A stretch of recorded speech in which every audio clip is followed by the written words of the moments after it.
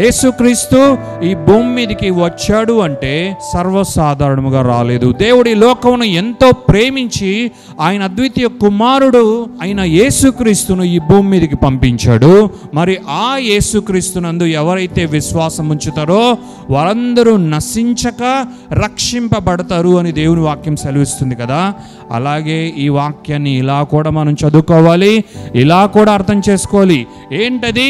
యేసుక్రీస్తు కూడా ఈ లోకమును ఎంతగానో ప్రేమించి తండ్రి అయిన దేవాతి దేవునికి అద్వితీయ కుమారుడుగా ఉన్న ఆయన మనందరి కొరకు ప్రేమ చేత ఈ భూమి మీదకి వచ్చాడు.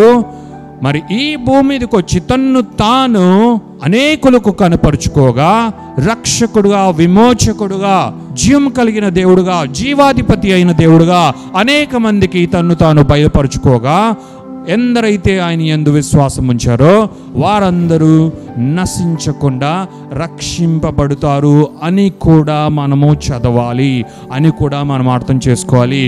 దేవుడు మాత్రమే ఈ లోకాన్ని ప్రేమించలేదు, తండ్రి అయిన దేవుడు మాత్రమే ఈ లోకాన్ని ప్రేమించలేదు, యేసుక్రీస్తు కూడా ఈ లోకాన్ని ప్రేమించాడు.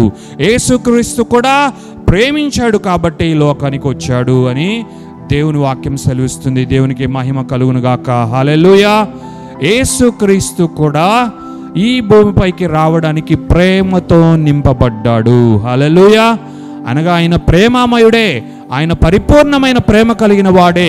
కానీ మనల్ని జ్ఞాపకం చేసుకున్నప్పుడు ఆయన హృదయం అంతా ప్రేమతో నిండిపోయింది. కాబట్టి ఆయన ఏదో తండ్రి తోస్తే రాలేదు, కానీ ఆయనంతటా ఆయనే మనందరి కొరకు ప్రేమ చేత ఈ భూమి మీదకి వచ్చాడు అని దేవుని వాక్యం సెలవిస్తుంది. హల్లెలూయా, హల్లెలూయా. తండ్రి ఎల్లమని చెప్పాడు, అలాగే యేసుక్రీస్తు కూడా ఈ భూమి మీదకి రావడం అన్నది కరెక్టే.